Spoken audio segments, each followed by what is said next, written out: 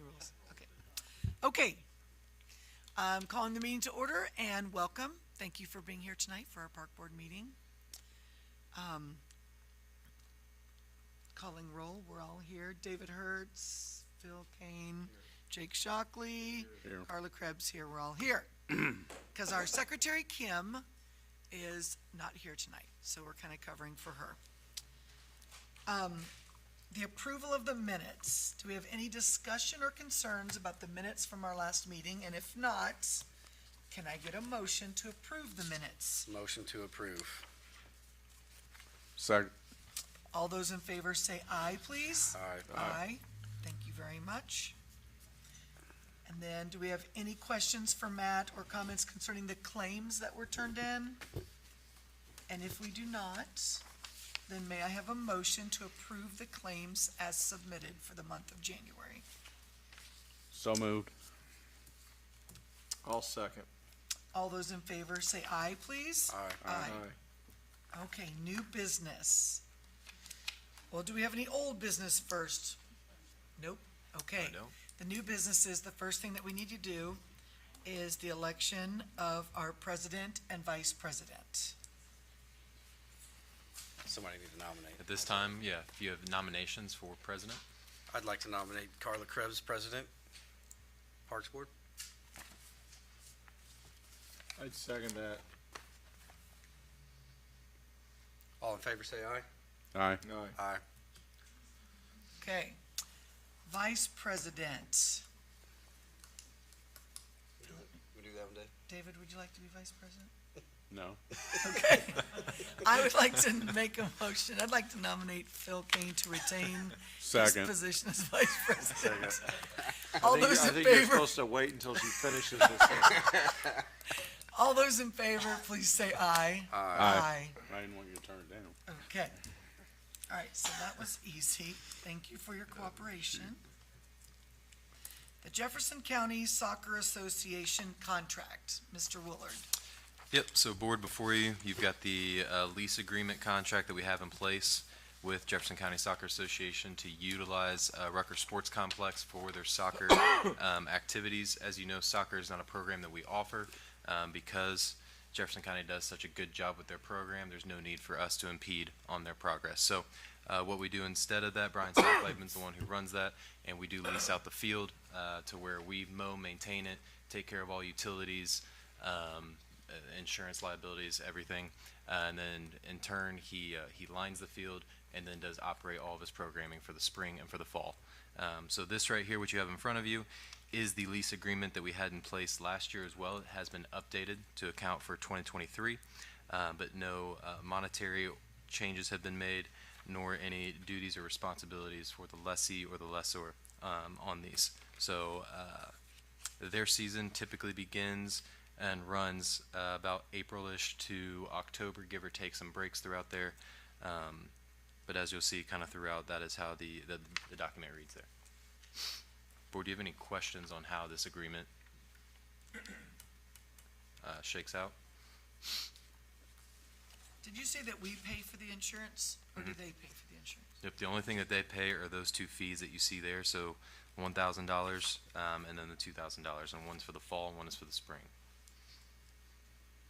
These fees have remained the same since about 2020, because this agreement started, I believe if I saw correct, about 2012 or so is when this all started.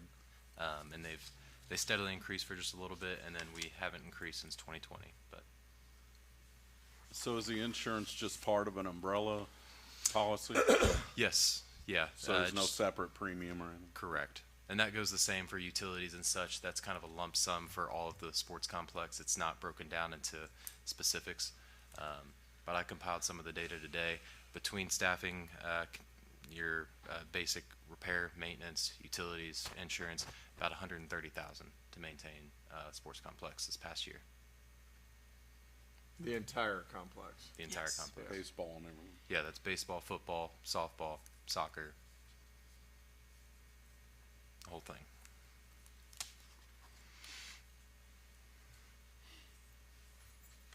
I don't have any questions. Fine.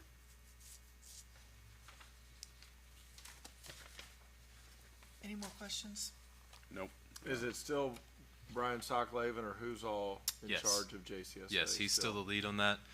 We do invite him to these meetings, so if this is something, if you have questions, we have done this in the past where we've tabled it until March to where we get some of these questions answered if you have any concerns, or if you're okay with how it's presented now, we can proceed.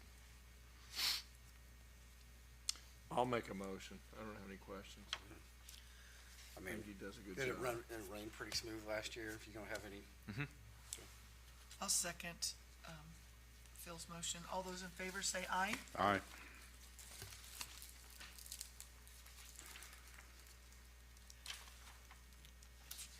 Okay, so at this time, we're gonna revisit the Brown Gym, exercise fees that we had lots of discussion last month about. And, we kinda discussed it after the meeting, the four of us. And so what we would like to propose is a $25 a year fee, and that would include the walking and the exercises class, all inclusive. So the walkers would be, theirs would be dropping $10 actually, because they currently pay $35 a year. And so a $25 fee would enable a senior to go walk at any time or to attend one of the 3 exercise classes. That is our proposal. If anyone has a comment about that or would like to approach the microphone, please do so now before we proceed. Hi, Margaret Would you Nowling. please press the button there to turn that mic on? Thank you. Is it on? Yep. Yes, it's on. Okay. Thank you. Margaret Nowling, I live on West Street, and I lead the Monday, Thursday senior exercise class. Did you get my note about the Bethany Foundation not wanting to, but being open to funding us? Yes, and we're okay with putting off when you pay that, but we wanted to establish the fees and be done with that part of it. Okay, that sounds great. So I should just contact them and then- Proceed as you were, and we'll hold off until you get official word back before anyone is expected to pay anything. Perfect. And is there a point person on the board who I should speak with, or just continue to go to Kim with the information?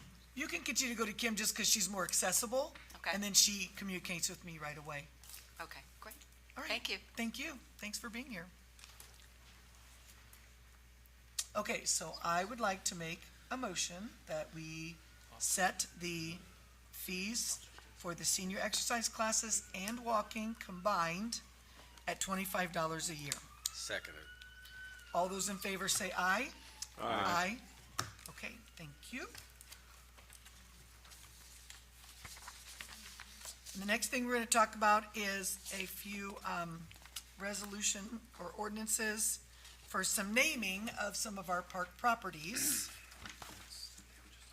First at Crystal Beach and then the campground. Good evening. Matt, do you want me to give an update briefly too on Crystal? Yeah, go ahead. Yeah, I'm happy to report today, thank you, Madam President and board members, I'm happy to report today at the Board of Public Works meeting. The Board of Public Works has entered into a contract with R.L. Turner out of Indianapolis to construct the new Crystal Beach swimming pool. At $7,270,021.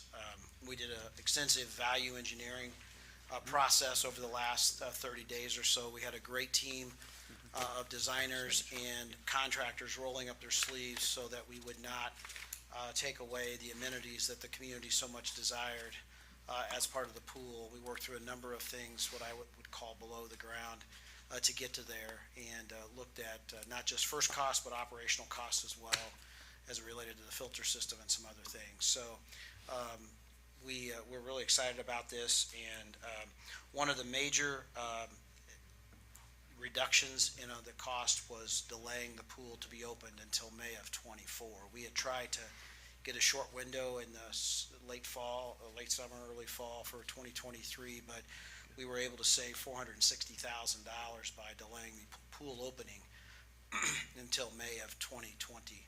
for. So Matt has been working with our partners, and he can update you more on swim lessons and those sorts of things as it looks for 2023. But we do think it's going to be worth the wait, and we'll talk more about that later. So Can you tell me why the delay saves almost $500,000? Yeah, matter of fact, I can. Overtime, a number of other factors as it relates to rush charges for some equipment, pumps, and electronics that were rolled into that. I don't know all the exact details. We asked for a number, that was the number we got, and those were the examples we were given. But there was going to be a lot of overtime work to get that pool project done for August. Great, thank you. Okay. Joining Tony on that, so what we were talking about with the programming and such, even though the pool season has been pushed back, we are going to be offering swim lessons here for 2023. So we are working in conjunction with Madison school systems to utilize the junior high swim pool. I do have that signed agreement in place in my office right now that says we do have access to that facility. We just need to finalize the details as to the exact lifeguards and the exact timing of that. So Katie Royce is the person who has conducted our swim lessons in the past at Crystal Beach, and she is more than excited about doing that now again for us for this season. So I'm currently working with her and Shelly Anderson as we finalize that staffing there, and then we're going to be promoting the heck out of that and going to be able to operate, have our typical swim lesson season for this upcoming 2023.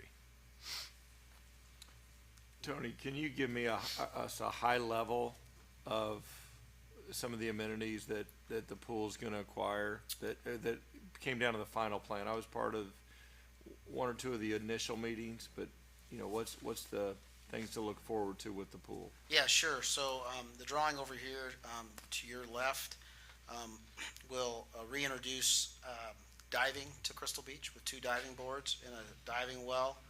It'll provide 2 lap lanes, permanent lap lanes for lap swimming during the day. Again, some communities reserve those for those 18 and older, those sorts of things. Those are all operational issues that will have to be dealt with, but there'll be 2 dedicated lap lanes, a lazy river or a current channel, which will be great for seniors and aerobics and those sorts of activities, or just to float and relax. You'll have 2 slides. One will be completely enclosed and one will be open.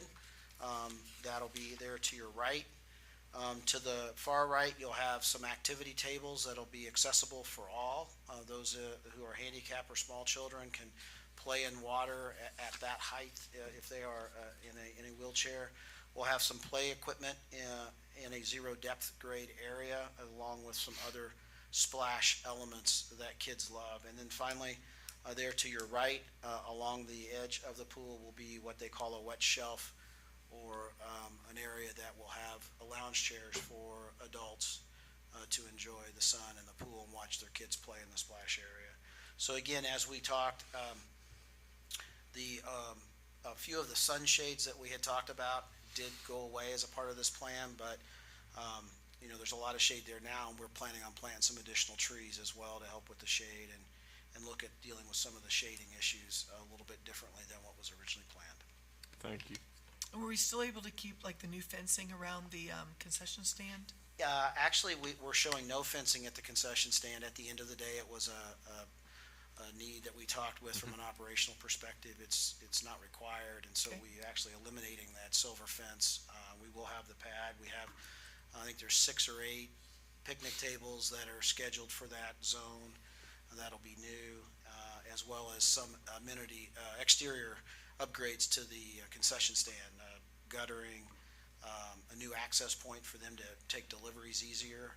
Now they've got to crawl up over the fence and down, as well as we're reintroducing the historic wood sides that opened up and then closed during the day. So we're making that as historically correct as possible.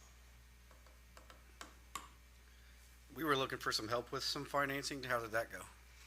The city council has given us permission, and right now we have a total budget of $7.350, $7,350,000. So with the dollars that have been allocated, we'll actually go into the project with about an $80,000 contingency. We feel really good about that because we did the demolition work early. which exposed a number of the issues that we saw on the ground. So we should not have a lot of unforeseen conditions there. And again, there's never a guarantee when you get into construction, but we feel really good having gone through this extensive value engineering process with all the contractors and subs that we've identified some questions and tried to eliminate some of those things. So we feel really good with where we are, and the contractors were here today and are ready to get started once we get our final permit through the Indiana Department of Health.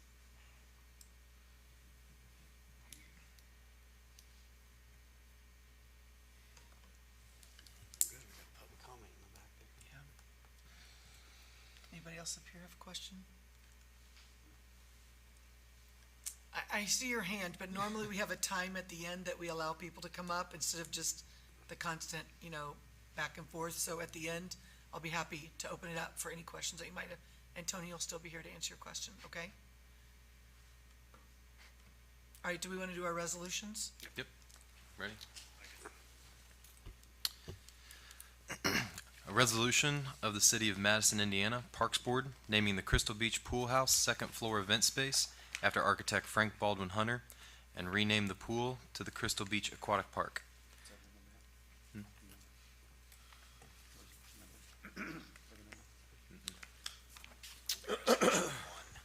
Whereas Frank Baldwin Hunter was an architect and swimming pool designer, and whereas Frank Baldwin Hunter was the inventor of the Seashore Pool, a saucer-shaped pool with sandy beaches, and held many patents on the details of their constructions, and whereas Crystal Beach Swimming Pool was once such pool designed by Frank Baldwin Hunter, and whereas Crystal Beach Swimming Pool is located in the National Landmark District, constructed in 1938 during the Great Depression by the Works Progress Administration, and whereas Crystal Beach has been an icon for the City of Madison since it first opened in 1938, and whereas the Parks Board values greatly the history of Crystal Beach and the memories created by numerous residents over the years at the swimming pool, and whereas Crystal Beach Swimming Pool and Pool House have had and are currently undergoing major reconstruction and renovations, and whereas the Parks Board believes that it would be appropriate to name Crystal Beach Upstairs Room in honor of Frank Baldwin Hunter, whereas in 2023, the city used the Seashore Pool design to inspire the concept of the new modern pool, and the Parks Board believes, with the additions of the features in the new Crystal Beach design, it is more appropriate to rename the pool to Crystal Beach Aquatic Park to reflect the park-like features the modern pool will have once complete.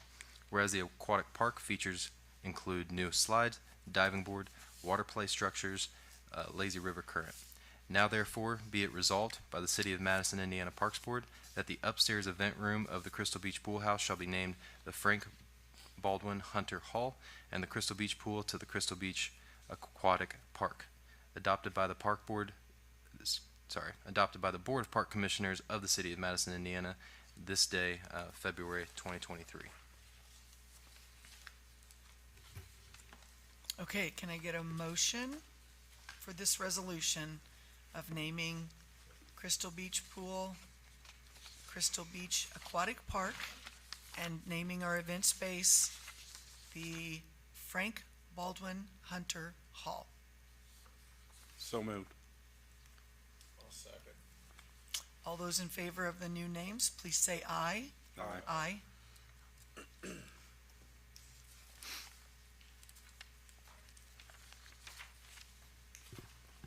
Tony, do you need to leave? Because I will let her come ask her question now if you do. Okay. And now we're going to talk about the resolution to rename our campground. Matt, go ahead. Yes, so after some of the work and progress that we've made there at the campground, updating, getting onto online platforms with Reserve America, with Book Your Site, some of the investments that we've made down there, and then kind of moving forward with some different expansion plans that we're working through right now, we felt that it was kind of prudent timing that now we kind of create an identity for it, because it's always been named the City of Madison Campground. So after collaborating with the board, the mayor's office, we have come to an agreement on a Riverview Campground moving forward. So I'll present the resolution as is. Resolution of the City of Madison, Indiana Parks Board renaming the City of Madison Campground to Riverview Campground. Whereas the Board of Park Commissioners was given authority over the City of Madison Campground. Whereas those duties include but are not limited to set fees for the use of the campground, adopt regulations and restrictions on use of the campground, and exercise authority over the administration of the city campground. Whereas the Parks Department is committed to investing into the campground to generate more revenue, occupancy, and sustain the facility for future generations. whereas recognizing the location of the campground with its proximity and beauty being on the riverfront, and whereas the Board of Park Commissioners recognizes the opportunity to create an identity with our current campground. Now therefore be it resolved by the City of Madison, Indiana Parks Board, City of Madison Campground shall be named Riverview Campground, adopted by the Board of the Park Commissioners of the City of Madison, Indiana, this 6th day of February 2023. Okay. Can I get a motion on this resolution to rename our campground? Motion to approve the new campground name is Riverview Campground, City of Madison Campground. I'll second. All those in favor, please say aye. Aye. Any opposed?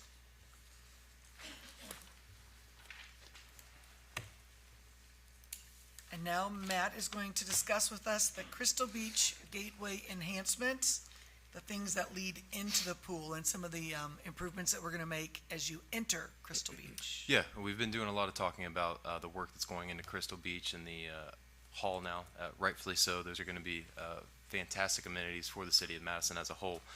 One thing that Tony and I have been working on is the exterior of Crystal Beach, so that more park area there where we did have the bathrooms, which if you've driven past in the past few days, you'll see that those have been torn down. And then we've got some fencing there that we'd like to extend, get that painted black to kind of match the Crystal Beach fencing that goes along the perimeter of the pool itself.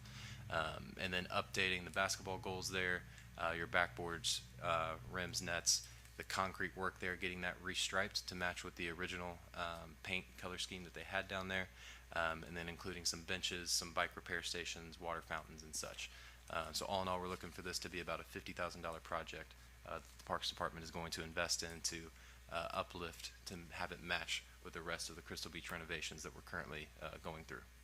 And does this also include, we talked in the past, new signage and possibly some landscaping? Yes, so the landscaping and signage, I know it's a little difficult to see there, but where the sidewalks converge in the middle there, that's where that landscaping is going to be. So I've been in contact with 2 different companies and gotten proposals on that. And then directly there in the center, Tony has already been working on the signage that's going to be included in that. That's all part of it, okay. Correct. And now that we have the names, I think that was the last component that Tony was waiting on to get that finalized. Okay. Does anybody have any questions about the entrance and walking in front of Crystal Beach Aquatic Park? All right. Mr. Braden, you're up. Deputy Director Report. So I'll just say that Braden Ricketts and Grace Bronkella are our park interns right now through the Madison High School internship program. So we do get to enjoy them from about 1:30 to 3 each day. And we're very happy to have them learning alongside us and keeping it fun. Thank you, Parks Board, for letting me present the Deputy Parks Report for February. The first thing I'll be talking about is Rutgers Sport Complex. And for the upcoming baseball and softball season, we have decided that we're going to do these certain dates on the 20 to 21st of May, the 17th through 18th of June, and the 15th through the 16th of July, and the 23rd through the 23rd, same day of July. And I don't know, did Chad tell you about what league that was through? 'Cause he didn't. Future Stars of Sports out of southeastern Indiana. And the second thing I'll be talking about is the youth programs. In addition, emails have been sent out to people who have already signed up for these programs, and that was sent out around beginning of January sometime. And yeah, it's expected to spike in February due to the programs. So we'll see an increase after basketball season and all these winter sports are done. The third thing I'll be talking about is the adult programs. We are excited to announce that evening pickleball at the Brown Gym is maintaining smoothly, and this will be taking place on Tuesday and Thursdays from 7 to 9. And we are happy to also have our exercise classes coexist and grow with the pickleball program. Walking is Monday through Friday at the Brown Gym at 10 a.m. Wednesday is Tai Chi. Tuesday and Thursdays mornings are high intensity senior exercises. And that's for the adult programs, and those take place also at the Brown Gym. The fourth thing I'll be talking about is the senior programs. There is an upcoming dance on February 10th, Old Goats and a Nanny, community dance. February 17th, there is also an old school band that will be performing February 24th. The Paul Bugs band will be performing. All dances will be at the Brown Gym, and we'll start at 6:30. A couple of weeks ago, we had a fraud prevention seminar for our citizens. Our guest speaker was from the Attorney General's office. We had around 25 people come to this, and we're happy that a lot of the area's seniors were able to come in and educate themselves on the dangers of fraud. And that'll be it. Any questions?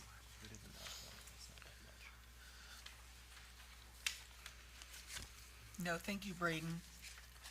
Thank you, Braden. I just want to say, on top of that, kind of with what we've got going on with programming, a thank you to Mr. Gary Van Wy for hosting another successful year of his youth basketball program.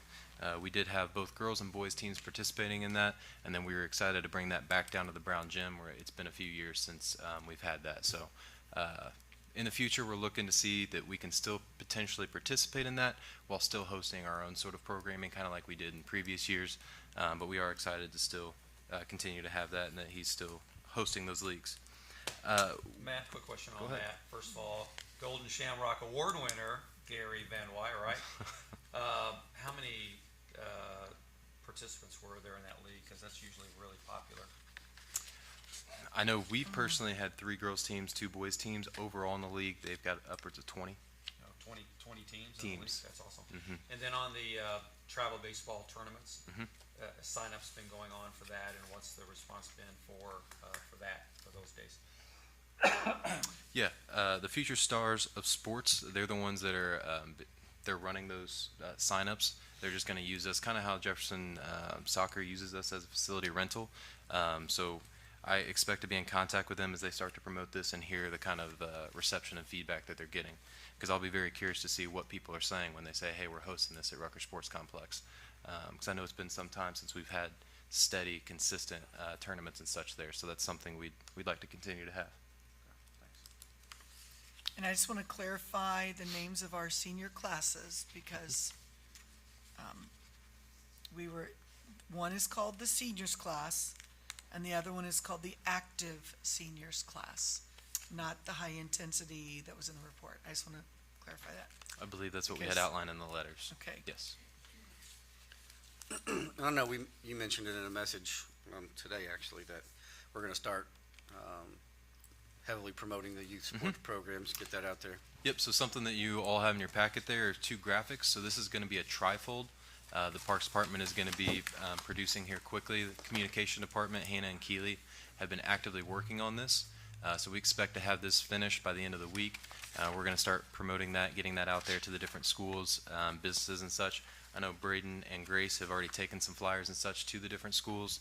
And as a reminder, all of our youth programming is currently open. You can find us at Madison Rec Desk, and you can sign up for your children for any sport throughout the year, whether it's volleyball, which is later in the year, or whether it's baseball, softball, t-ball, which is right around the corner. So kind of with all of that in mind, that we want to continue to keep the word out there about that, because this season will be on us very, very soon. And as a reminder, too, that it's still only $20 to sign up for each and every one of our programs. And I noticed on the sheet, it says you have coaches lined up already? Yep, Chad is in contact with different coaches, some same, some are different, that are just want to get invested into our programs from last year. So, yes, that's already started, because that seems to be one of the big hurdles when it comes to programming, because it's difficult to coach. It's a lot of time and effort that you've got to put forth for that, which I know, board, you're all very familiar with that. So, And the last thing from programming, summing kind of this up, Chad's last day with the Parks Department was this past Friday, February 3rd, as he starts a new chapter up in Indianapolis with the NCAA. So we're very proud of the work that Chad's accomplished with the Parks Department, being a City of Madison resident and coming back and putting the effort that he has. We just want to continue to build off his momentum. So I wanted to emphasize that despite Chad leaving, the Parks Department will have no lapse when it comes to programming, communication, or effort throughout all of our programming. So we currently have all of our youth programs and adult programs, like I said, open right now for registration. And we just want to say thank you to Chad for his efforts, and we're looking forward to moving on. Okay, and we'll move right into our director's report from Matt Woolard.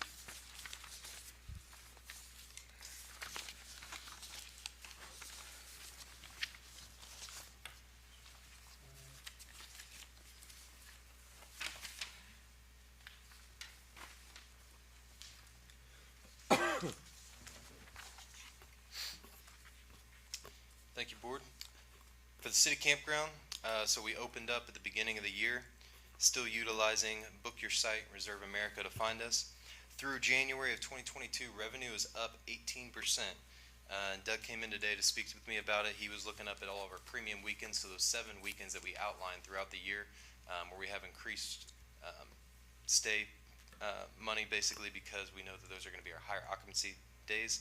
And we are nearly sold out of every single one of those already for our Friday, Saturday. So we're very excited by that, and we want to continue to build off that to where people don't just want to stay maybe for the Friday, Saturday for the event, but start extending those to maybe a Wednesday to Sunday sort of thing. But that's still very positive, and we're excited by that progress. And I think a lot of that has to do with Doug. A lot of that has to do with the reinvestment that we're making into the campground, and then also more and more people finding us on these online platforms.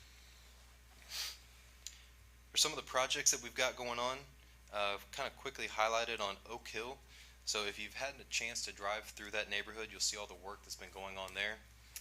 For the park itself, that project is still on track to be completed. Deadline is around Memorial Day weekend. So far, our playground equipment, shade structures, basketball goals, water fountain, bike rack, benches, trash cans, all been delivered. Just waiting on some more compliant weather to install all of that. Sidewalks and playground base have been laid. The shelter house has been installed. We're currently working through the logistics of the fencing and some of the other work up there, but that is all progressing very well. And if you haven't made a chance to drive through up there, I would actively encourage you to do so. It looks great.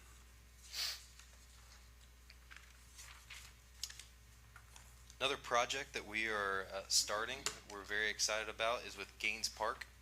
So this is a project that we're looking to complete here in the fall, roughly by Labor Day. So I've got a quote included for something that we're talking about there, but there's going to be additional funding sources for that. But this is one of our premier neighborhood kind of parks that has not been reinvested in decades. You hear us saying that all the time, but that's frankly the truth when it comes to our neighborhood parks. They were built one time without any kind of capital or maintenance plan in mind for future. So what we're going to do there is a new basketball court, refurbished shelter house, which is going to match Oak Hills. We're going to expand the concrete around that to make that more accessible and usable.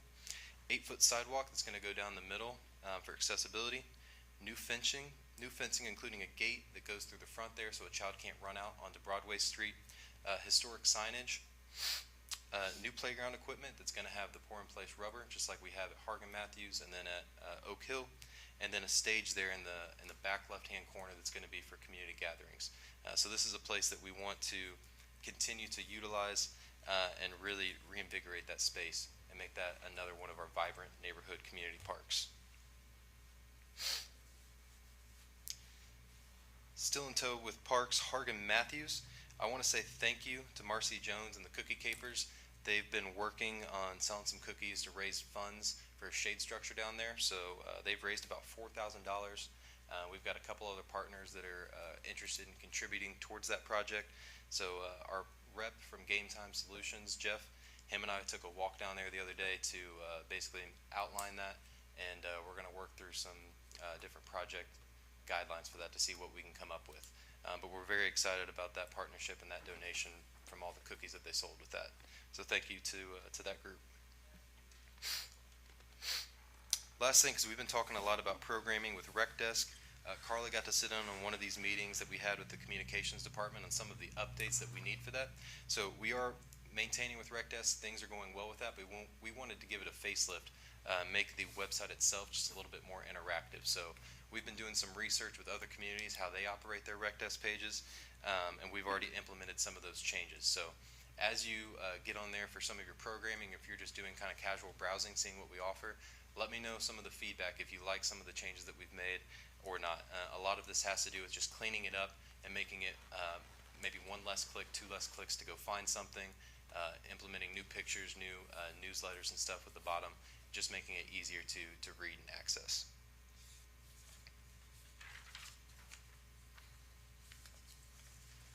Board, that is the high-level things that I have for you at the moment. Do you have any questions for me? I see on the Sunrise Golf Course that as of, is February 15th when we reopen that officially and Roger's That's when the pro there? shop reopens, correct. That's when Roger will be there. And so I'm assuming then that emails have been sent to all of the people who are members in the past to tell them about that deadline and when their payment needs to be made? Yeah, so we sent one out at the first of the year, and then we follow up, basically kind of how we do with the programming on a bi-weekly basis now that we're approaching that. Okay.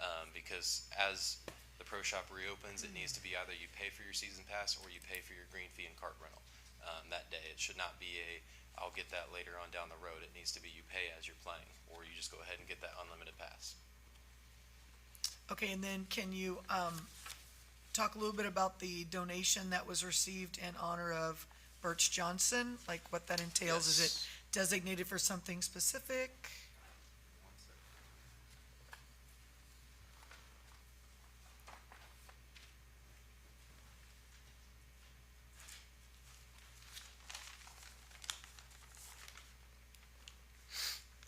So yes, we have received a few different donations for this, and it's to go to Rucker Sports Complex. So this is in honor of Clifford Birch Johnson Sr. It's in memory of him, directed to go to the complex. This is from his children. They said that his dad loved youth sports, serving the community of Madison, and he was always honored to have a field named in his honor. And so they've listed out some of the different names and donations, but it looks to be just about $3,500 that they have donated towards that. And so we're very thankful for those donations and just to anyone's help throughout the community, because we do have a lot of people that may not always have the notoriety for it, but people are always giving back to us, whether it's in monetary donations or whether it's in time, ideas, anything like that. So we currently have a field named after him. Okay, I have one daughter. She's 32, and so I don't go to the sports complex very often. We can change that. Softball, baseball is right around the corner. We'll get you up there. You'd be a great coach. I can see an umpire, can't you, Phil? Absolutely. Stop it. I think we're kidding. Anybody else have any questions about Matt's report or something that you need more information on? I just also want to say thanks again to Marcy Oxshire Jones for the fundraising efforts. They sold cookies during the Christmas tour, and she and her friends baked 700 dozen cookies. Yeah, I mean, I only baked like 3 or 4 dozen, but they worked really hard to bring in that $4,000 to provide shade at Hargan Matthews. So just really want to give her a shout out, and hoping that we get the matching donations from some other groups, because you would be surprised how expensive those shades are. Yeah. We just want to make sure that it is aesthetic with being on the riverfront there, and that it's not going to take away from the park there, because last thing we want to do is kill grass or deteriorate any of the equipment and such down there. But that group has been very passionate, and we're thankful for people like that are always willing to help out. It looks like you were able to significantly reduce the quote for the brown gym locks, so. Yes, Kudos that there. initial quote, that was just to kind of give you an idea, because Carla was wanting an update about that when we previously spoke about kind of fortifying the brown gym. So this last discussion that I had with Lee's Lock about that was just for the front of that building. It is such a unique old structure that it seems like each lock, it takes something a little bit different and special to do. So The last thing we want, since we do have a lot of contents in there, we do have a lot of programming that takes place in there, we just want to make sure that that is secure. Secure. So that's why I included that for you, just to kind of get an idea of what things like that cost, you know. I do have one comment, I guess, and it's really related to Braden's report. I think it's great that we were able to get 25 seniors together to hear about fraud. But as somebody who works in banking, it affects a lot more than 25 people. Elder financial exploitation is huge. We get multiple calls a week from customers about it, from people pretending to be bank employees, from people pretending to be IRS agents, other government officials, just trying to skim information from these people, and anything we can do.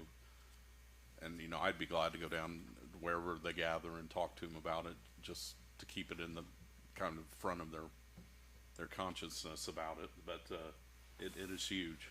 It's a big money. Also, it doesn't have to just be elderly people, it can be anybody It that doesn't, falls for that, but and that's a big target right now. So. that's appreciated, and that'd be a great resource to have. Okay, is that it? Thank you, Matt. Thanks. Thank you, Matt. Thank you. Mr. Mayor, do you have any comments before I open this up to the public? Just a couple. Thank you and congratulations to the officers for 2023 and the board for serving. Well, a lot of discussion tonight was about investment. And if you recall, after a very long period of dormancy with regard to investing in our parks, we embarked on a year-long park master plan that brought to light how important our parks are to our community and the quality of life, not just for those who live here, but those who are visiting here. And over the course of the last year to year and a half, you've seen substantial investments in Sunrise, Oak Hill, Crystal Beach, Bicentennial Park, the Super Overlook, our gateway by the bridge, the campground, Gaines Park, Georgetown District coming up, Hargan Matthews, benches at John Paul, and again, I also want to echo what you said too, Carla, thanking Marcy and everybody who was involved in fundraising for the Shade Sales, because that's a really hot area down there and a very, well-used park on our very, very busy riverfront. Also want to mention that there are new owners at the Lighthouse Restaurant. Not that that directly impacts the parks, but it indirectly impacts parks because it's on our riverfront. And we're working with the new owners there now for some new construction and permitting for some new investment that they're making at the Lighthouse. And so we'll continue to keep you all informed there. But again, over the course of the last couple of years, the investment we're making in parks is not insignificant. It is in the tens of millions of dollars now once you factor in the reconstruction and restoration of Crystal Beach.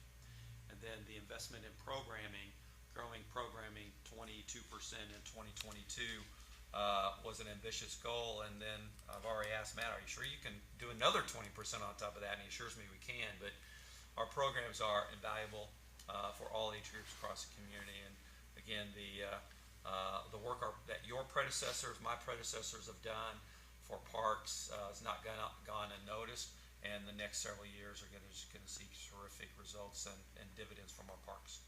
So thank you all. Thank you. Thank you. Thank you. Okay, at this time, if there's anyone in the audience, in the public, that would have any comments or concerns, please step up to the podium, state your name and your concern or comment.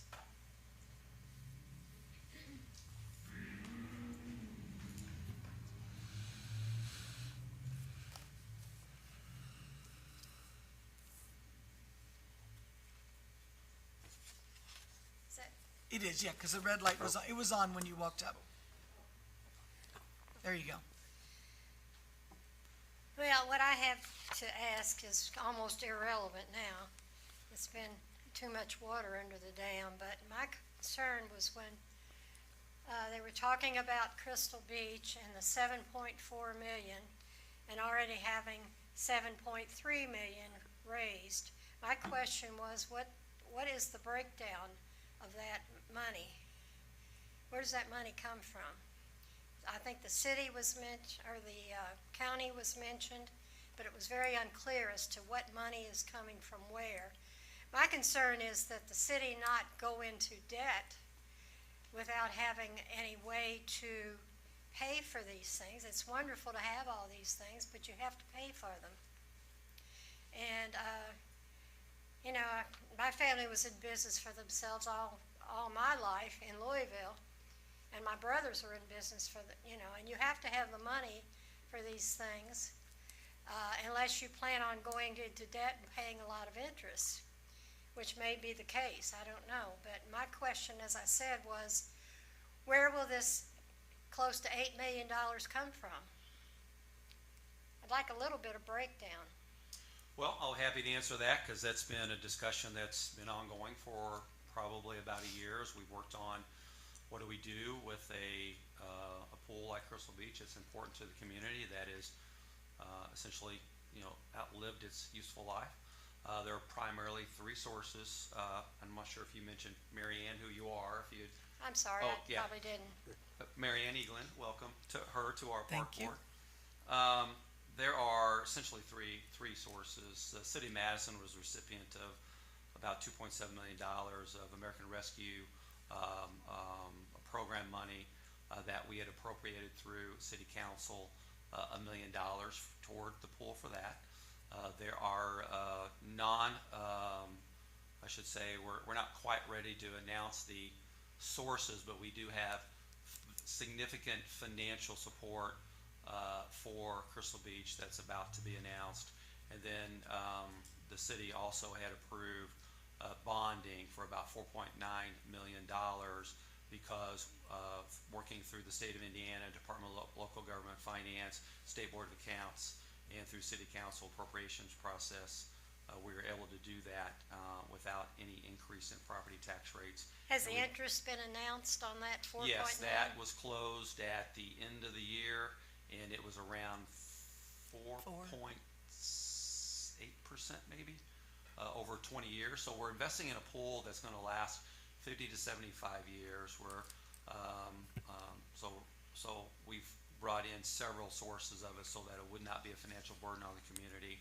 And there's also admission fees and other revenues that will support the pool along the way. Do we have any indication of what the admission fees will be at this point? I'll let Matt answer that. We've actively stated that we are not going to raise the fees for any Jefferson County resident moving forward. So previously it's been $5. This is a very thoughtful financial plan for a very significant investment. I also might mention that we received a $2 million grant from the OCRA, which is the Office of Community. How much of Agency. that will be applied to the Crystal Beach? All of it. Office of Community Rural Affairs. Office of Community Rural Affairs. Excuse me. Yes, OCRA. So this is something that didn't just happen. This is a process that's been going on for about 2 decades, candidly. There was a steering committee formed about 20 years ago of community residents to discuss what do we do with the pending demise of Crystal Beach. And so a plan was really started to come together about 2 decades ago that had some steps attached to it until the pool really ran out of time, and we pivoted off of the work that had been done 2 decades ago. Who was mayor at that time? Do you? Al Huntington. Al Huntington, and then about 5 years ago, the city of Madison was designated as a stellar community and received the $2 million grant for a strategic investment plan that included Crystal Beach, but other things across the community. Does that hopefully that answers your question, Mary Ann? Somewhat. Okay. I mean, I don't think we're up to $8 million yet, but Well, I mean, the $4 million with the bond issue. let's just put it this way, is that it's a balance. So we're not able to go into debt that isn't approved by the Department of Local Government Finance, or money's not being appropriated by City Council. And so we are not able to enter into contracts in which there are not demonstrable proceeds in order to meet those obligations. And we've satisfied all of those obligations, both at the state and at the city council level. And It's a my very last- thoughtful plan. As you can see, there's a rendering of it over there. A lot of work has gone into the historical character, the authenticity of it, the usefulness of it, the regional destination planning of it, the health and wellness elements of it, which played an important role in that design. So it has not gone carelessly pursued, I guarantee you. So the short order would be the 1 million in ARP, and then almost 5 million that we borrowed, 4.9. And then the 2 million from Okra, That's 7.9 right there. okay? And then we're not ready to announce yet a few other little things we have going on. So we're up to 8. My last question is, why has the construction, once it started, taken so long? I know you'd run into other issues they hadn't expected, but that still seems like we're talking a year and 4 months. That's 16 months until it's due to be completed. That's an awful long time.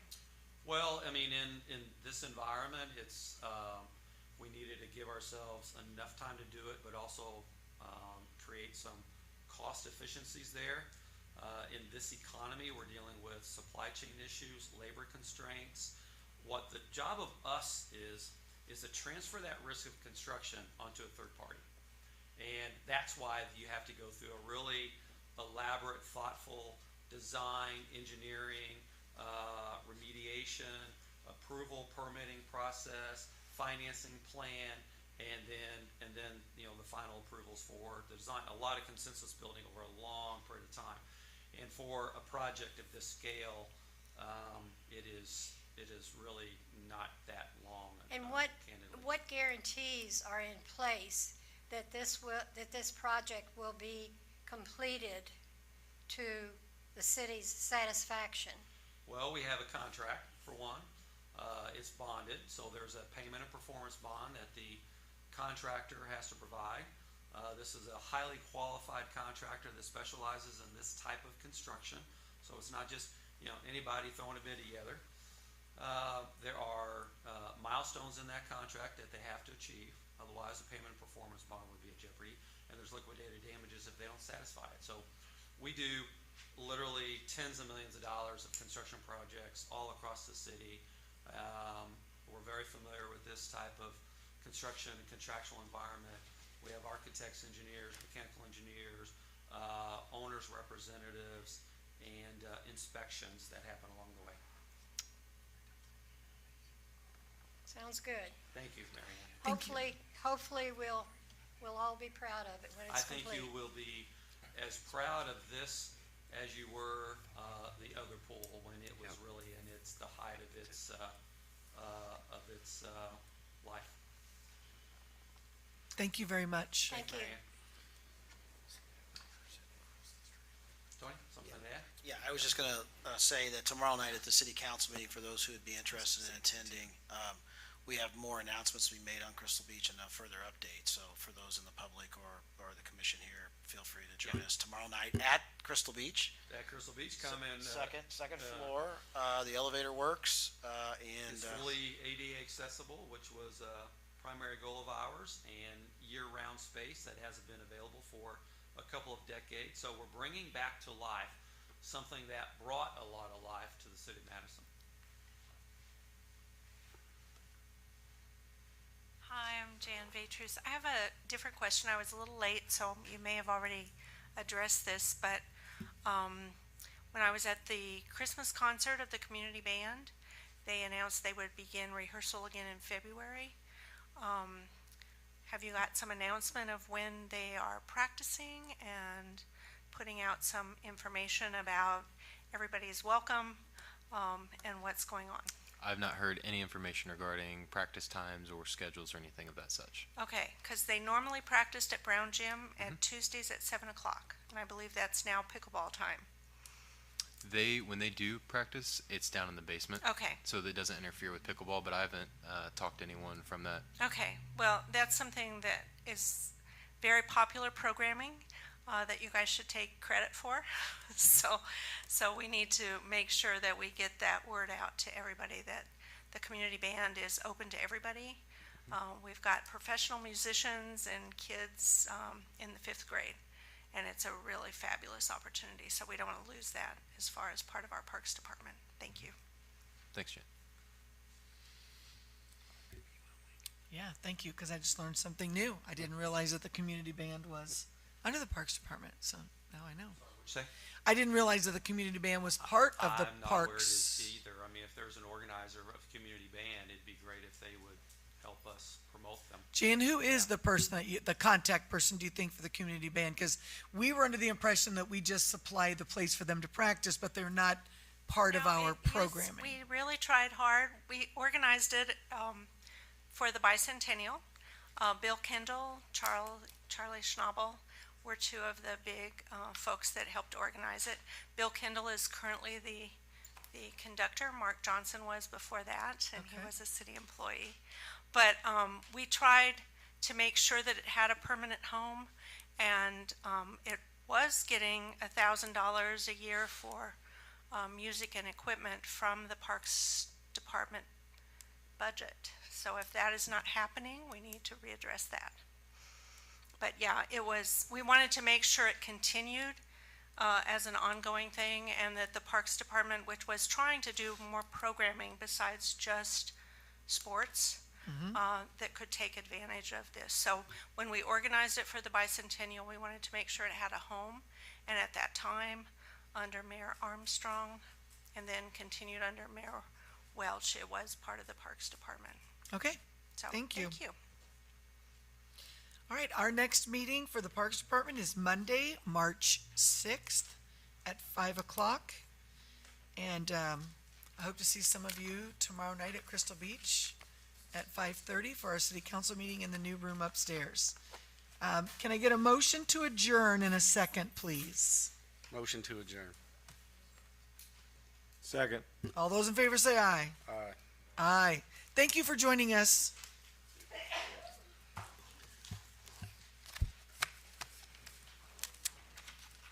All right, Phil, get out of here.